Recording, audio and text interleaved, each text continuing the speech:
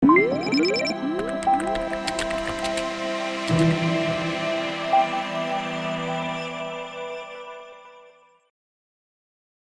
rekan-rekan muda GKI Kebayoran Baru, saya Pendeta Hendra Setia Prasaja.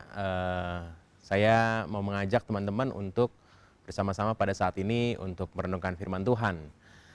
Tentu hari-hari ini kita tahu kita nggak bisa beraktivitas di gereja di tempat yang sama, tetapi hari ini di tempat dimanapun teman-teman berada, saya mau mengajak kita tetap merenungkan firman Tuhan.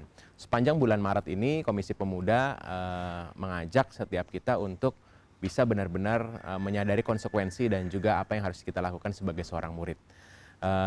Setiap kita tahu di dalam Matius 28 ayat yang 19 pesan Tuhan Yesus akhir itu mengatakan soal pergilah, jadikanlah semua bangsa muridku dan ajarlah mereka melakukan apa yang sudah Tuhan Yesus ajarkan kepada para murid-murid. Dua hal dalam Matius 28 ayat 19 itu, pergilah dan ajarlah mereka melakukan. Seorang murid selalu diutus untuk melakukan dengan pergilah. Tuhan mau mengatakan kepada para murid-murid untuk pergilah, lakukan apa yang sudah kamu tahu. Dan yang kedua adalah ajarlah mereka melakukan. Hari ini pemerintah lagi sibuk untuk mempersiapkan tempat-tempat di mana para pasien corona bisa tertangani dengan baik. Salah satunya adalah Wisma Atlet. Teman-teman juga pasti pernah dapat kabar di WhatsApp group tentang bagaimana pemerintah mengajak banyak orang untuk menjadi relawan. Dan relawan yang tepat adalah relawan yang sebenarnya tahu bidang kesehatan. Makanya di dalam menyiapkan Wisma Atlet menjadi tempat penampungan para pasien corona, pemerintah lalu memfokuskan pada para mahasiswa Poltekkes, para perawat-perawat, calon-calon perawat itu yang melakukannya. Kenapa? Mereka udah tahu latarnya, mereka tahu bidangnya. Daripada saya mungkin yang tidak tahu bidang kesehatan lalu menjadi relawan. Jadi seorang murid adalah orang yang udah kenal dunianya dan dia tahu melakukannya. Maka kalau perintah Tuhan mengatakan pergilah dan lakukanlah, maka itu menunjukkan bahwa sebenarnya seorang murid harus sudah dekat dengan gurunya sehingga dia mau untuk diutus dan tahu apa yang harus dikerjakan, melakukan sesuatu. Jadi hari ini saya mau mengajak kita untuk bersama-sama membaca firman Tuhan, dan di dalam firman Tuhan kita mau menemukan 3 hal penting bagaimana konsekuensi seorang murid dan apa yang harus dilakukan. Yuk kita buka ya. Firman Tuhan hari ini saya mau mengajak kita untuk membukanya, membaca firman Tuhan dari Matius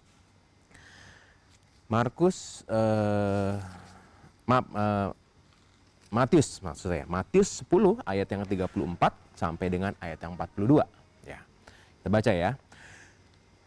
Jangan kamu menyangka bahwa aku datang untuk membawa damai di atas bumi. Aku datang bukan untuk membawa damai, melainkan pedang. Sebab aku datang untuk memisahkan orang dari ayahnya, anak perempuan dari ibunya, menantu perempuan dari ibu mertuanya. Dan musuh orang ialah orang-orang seisi rumahnya. Barang siapa mengasihi bapa dan ibunya lebih daripada aku, ia tidak layak bagiku. Dan barang siapa mengasihi anaknya laki-laki atau perempuan lebih daripada aku, ia tidak layak bagiku. Barang siapa tidak memikul salibnya dan mengikut aku, ia tidak layak bagiku. Barang siapa mempertahankan nyawanya, ia akan kehilangan nyawanya. Dan barang siapa kehilangan nyawanya karena aku, ia akan memperolehnya. Barang siapa menyambut kamu, ia menyambut aku. Dan barang siapa menyambut aku, ia menyambut dia yang mengutus aku. Barang siapa menyambut seorang nabi sebagai nabi, ia akan menerima upah nabi. Dan barang siapa menyambut seorang benar sebagai orang benar, ia akan menerima upah orang benar. Dan barang siapa memberi air sejuk secangkir saja pun kepada salah seorang yang kecil ini, karena ia muridku, aku berkata kepadamu, sesungguhnya ia tidak akan kehilangan upahnya daripadanya. Ada 3 hal teman-teman yang firman Tuhan ini mau mengatakan ya. Mari kita melihat ayatnya yang ke-34 sampai dengan 36. Disebutkan di sana, jangan kamu menyangka aku datang untuk membawa damai di atas bumi. Aku datang bukan untuk membawa damai, melainkan pedang. Ada 2 hal, damai dan pedang. Orang-orang pada saat itu memang mengharapkan Yesus sebagai Mesias, dan harapan seorang Mesias adalah membawa damai. Dan harapan itu ternyata ditegaskan oleh Kristus bahwa dia nggak datang untuk membawa damai ternyata. Dan itu pasti mengejutkan. Apalagi dia mengatakan bahwa aku akan membawa pedang. Saudara, pedang beda dengan tongkat. Pedang menunjukkan sebuah perlawanan yang radikal, bahkan bisa membunuh. Dan itu dilakukan atau dikatakan kepada murid-muridnya bahwa aku akan datang membawa pedang. Jadi sesuatu yang radikal Tuhan rindukan untuk dilakukan. Sesuatu yang tegas Tuhan mau lakukan dalam kedatangannya itu. Dan apa yang ia lakukan, saudara? Dikatakan begini, sebab aku datang untuk memisahkan orang dari ayahnya, anak perempuan dari ibunya, menantu perempuan dari ibu mertuanya. Berkali-kali ini relasi keluarga nih ya. Orang dengan ayahnya, anak perempuan dengan ibunya, menantu perempuan dengan ibu mertuanya. Jadi relasi yang dekat ini begitu harusnya dekat sekali, harusnya terikat, tapi Tuhan mengadakan pemisahan. Kenapa? Dalam tradisi Israel, saudara, dalam Ulangan 6 misalnya disebutkan perintah kepada orang tua dalam mengajarkan semua pengajaran-pengajaran tradisi keagamaan itu kepada anak-anaknya. Di Ulangan 6 ayat yang ke-7 misalnya, ajarkanlah berulang-ulang kepada anakmu ketika engkau bangun, ketika engkau berjalan, ketika engkau berdiri, ketika engkau berbaring. Ajarin semua itu. Jadi ibadah utama dalam tradisi Israel itu di tengah keluarga. Nah, Tuhan mengatakan kalau di tengah keluarga ada pemisahan orang tua dengan anak, anak perempuan dengan ibu mertuanya, artinya ada sesuatu yang Tuhan mau pesankan. Apa itu? Saudara, orang Israel punya ibadah itu, punya pengakuan agamanya itu karena keluarga. Karena turun-menurun dia diajarkan. Bukankah seringkali sebagai orang Kristen juga kita hidup memeluk Kristen, tapi itu sebagai agama keluarga gitu. Ya, orang tua saya Kristen, maka saya ikut Kristen aja. Tuhan mau mengatakan gini, kalau kamu menjadi pengikutku, kamu harus radikal. Kamu akan mengatakan dirimu siapa yang kau pegang. Bukan karena keluargamu, bukan karena orang tuamu. Jadi agama atau keyakinanmu pada Kristus bukan karena orang tuamu, tapi karena pengalamanmu. Ada sesuatu yang penting karena ada banyak orang menjadi Kristen karena ya saya nggak tahu, karena papa mama saya Kristen. Nah, ada sesuatu yang penting yang Tuhan ajarkan, kamu harus radikal. Kamu harus berani berbeda dan kamu memegangnya karena kamu memang percaya secara pribadi. Ingat ya, Tuhan pernah mengatakan pada murid-muridnya, menurutmu siapakah aku? Lalu dia mengambil jawaban, kamu adalah Elia, kamu adalah Mesias, dan lain-lain. Tapi ada satu jawaban yang Tuhan Yesus mau minta kepada para muridnya. Menurutmu siapakah? Saudara, menjadi pengikut Kristus bukan karena keluarga. Bukan karena orang-orang di lingkungan terdekat kita, ya saya ikut-ikutan aja. Tapi sesuatu yang kita yakini benar bahwa itu adalah pengalamanku bersama dengan Yesus. Jadi hal yang pertama menjadi murid adalah kamu, kita, semua orang harus benar-benar meyakini punya pengalaman pribadi dengan Kristus. Yang kedua, saudara. Yang kedua, dalam firman Tuhan disebutkan begini. Pada ayatnya yang ke-37 sampai dengan ayatnya yang ke-39 dikatakan, barang siapa mengasihi bapa ibunya lebih daripada aku, ia tidak layak bagiku. Barang siapa mengasihi anaknya laki-laki atau perempuan, ia lebih daripadaku, ia tidak layak bagiku. Sekali lagi ada hubungan keluarga. Bagi orang Israel, hubungan keluarga itu udah hubungan yang paling nggak bisa dipisahin lah. Karena tradisi turun menurun, warisan keluarga, pengajaran-pengajaran keagamaan keluarga. Jadi relasi keluarga ayah dengan anak, anak dengan orang tua itu begitu dekat. Dan Tuhan mau mengatakan begini, kalau hubungan yang begitu dekat itu nggak kamu alami juga dalam kedekatan dengan Tuhan, kalau kamu mengasihi orang-orang terdekatmu jauh lebih daripada Tuhan, kamu nggak layak bagiku. Apa pesannya, saudara? Tuhan pengen supaya relasi kita juga dengan Tuhan tuh begitu dekat, begitu intim, begitu luar biasa, jauh melampaui segala hal, jauh melampaui relasi-relasi terdekat dalam hidup kita. Jadi Tuhan mau supaya kita punya relasi yang begitu dekat. Dan menjadi seorang murid, kita harus punya relasi yang dekat. Dan kalau kamu mencinta yang lain, kamu nggak layak. Kalau kamu nggak memberikan posisi Tuhan dan kamu mencintai Tuhan dengan sungguh-sungguh, kamu nggak layak. Ayat yang 38, barang siapa tidak memikul salibnya dan mengikut aku, ia tidak layak bagiku. Barang siapa mempertahankan nyawanya, ia kehilangan nyawanya. Barang siapa kehilangan nyawanya karena aku, ia akan memperolehnya. Satu firman Tuhan ini mengatakan begini, Menjadi murid adalah orang-orang yang berani berkorban, bayar harga. Mungkin di tengah pekerjaan kita ada banyak orang-orang yang kita cintai. Kita mencintai pekerjaan kita mencintai profesi kita ya, usaha kita, mencintai orang-orang yang menentukan menurut kita dalam kehidupan kita. Tapi kalau kita mencintai mereka jauh melebihi daripada cinta kita pada Tuhan, kita takut kehilangan pekerjaan, takut kehilangan teman, takut kehilangan pacar, lalu kita memposisikan Tuhan sebagai yang kedua, kita nggak layak sebagai murid Kristus. Maka seorang murid Kristus berani bayar harga. Ia berani untuk melakukan sesuatu yang jauh melampaui segala hal. Jadi ada sesuatu yang penting yang kita mau yakini bahwa Kristus ada untuk kita. Dan kita pengen supaya apa yang kita berikan kepada Tuhan benar-benar yang utama adalah Kristus. Yang terakhir saudara, di ayat yang ke-40 sampai dengan 42 disebutkan soal menyambut. Ada 5 kali kata menyambut dalam ayat 40 sampai dengan 42. Barang siapa menyambut kamu, ia menyambut aku. Barang siapa menyambut aku, ia menyambut dia yang mengutus aku. Ada 5 kali kata menyambut dan ada 3 kali kata upah disebutkan di sana. Jadi pesan firman Tuhan adalah kalau kita menjadi seorang murid, yang pertama, kita ini harus punya relasi dekat pribadi dengan Tuhan bukan karena orang lain. Yang kedua, kita harus berani bayar harga, mencintai Tuhan yang utama. Kehilangan yang lain itu adalah sebuah konsekuensi.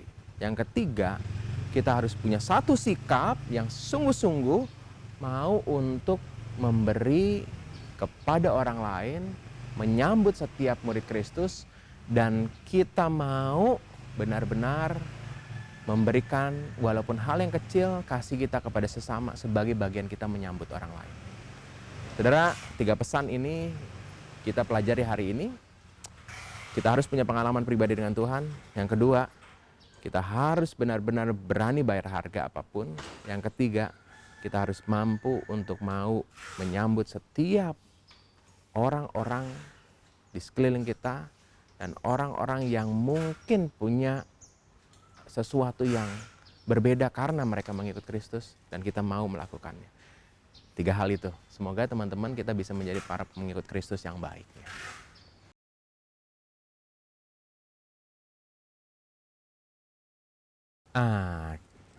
Kehilangan nyawa karena, ya jadi jangan lupa nih ada kata karena aku ya. Ada banyak orang yang takut memberikan nyawanya karena sesuatu yang penting.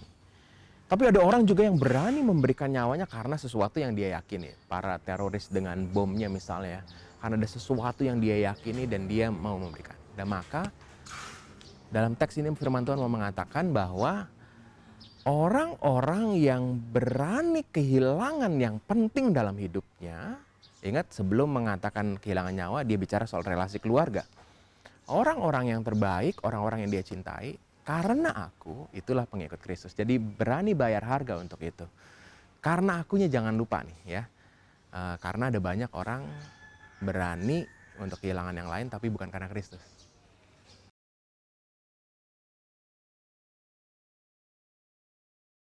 Menjadi murid Kristus itu bukan nanti, tapi hari ini.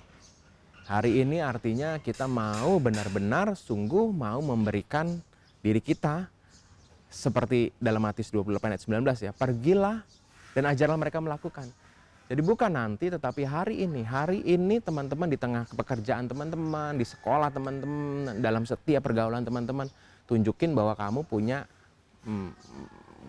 orang yang layak di sebagai pengikut Kristus. Kamu ikut Kristus karena pengalaman pribadimu. Kamu berani bayar harga berbeda dengan yang lain walaupun mereka mungkin menolak kamu, meninggalkan kamu. Dan kita benar-benar mau sungguh mengikut Kristus. Jadi bukan nanti, sekarang.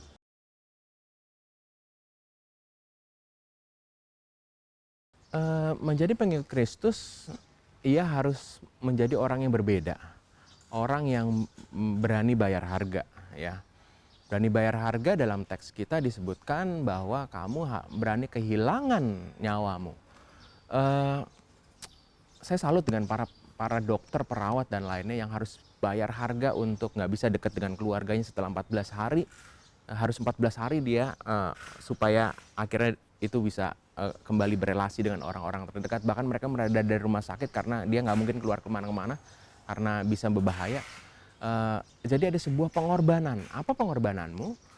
Ya hari ini kita yang nggak bukan orang-orang di dunia medis, ya kita harus ada di rumah supaya kita nggak menyebarkan. Itu harga yang kita harus bayarkan. Kita ada di tempat, nggak berkeliling kemana-mana, itu harga yang kita bayar. Bosen sih atau kita nggak sabar. Kenapa sih, apa salahnya saya keluar sedikit ya? Mungkin jangan-jangan karena itu ada sesuatu yang kita nggak sadari, kita malah menyebarkan. Jadi bayar harga kita adalah dalam konteks ini ya kita stay di rumah. Kita sabar dan berdoa untuk yang lain. Yang kedua adalah buat teman-teman yang bisa berkontribusi untuk mendukung, bahwa realitasnya kan banyak sekali orang-orang yang hidupnya bergantung hari demi hari dalam pekerjaannya. Coba koneksikan mereka-mereka yang membutuhkan, tukang-tukang sayur, tukang-tukang ojek, berdayakan mereka untuk bisa juga tetap hidup. Makanan yang ada di rumah misalnya, mungkin tetangga kita sebelah kanan kiri butuh makanan yang kita berikan, tapi ingat kita harus sadar siapa status kita. Kalau ODP atau lagi dalam pengawasan, kita benar-benar harus jaga diri. Ini menurut saya konteks yang paling mudah kita lakukan. Dan kalau saudara adalah dokter, perawat, mungkin saudara juga perlu untuk berkontribusi untuk memberikan diri saudara untuk menolong banyak pasien. Itulah seorang pengikut Kristus sejati, memberikan nyawanya dalam keadaan ini. Mungkin itu ya. Terima kasih untuk hari ini, renungan kita udah selesai. Kita mau berdoa yuk, mari kita berdoa. Hari ini kami bersyukur karena ada waktu untuk kami merenungkan firman Tuhan dan belajar dari firman Tuhan. Biarlah kami boleh menjadi murid yang benar-benar mendapatkan pengalaman pribadi, bukan hanya sekedar ikut orang tua. Kami boleh berani bayar harga dengan kehilangan nyawa sekalipun. Dan kami mau menyambut orang-orang yang dalam kesulitan, dalam pergumulan, seperti kami menyambut seorang nabi, seperti kami menyambut para pengikut Tuhan. Hari ini kami bersyukur dan juga kami berdoa untuk usaha pemerintah, para orang-orang yang telah berkorban begitu luar biasa, para medis, dokter. Tuhan, berikanlah mereka keselamatan, kecukupan, dan biarlah pertarungan kami bersama terhadap COVID-19 ini boleh berhasil. Tuhan, berkatilah kami. Kami bersyukur untuk hari ini, dimanapun kami berada, kami memohon berkat Tuhan. Diberkatilah setiap kami. Dalam Kristus kami berdoa. Amin. Selamat.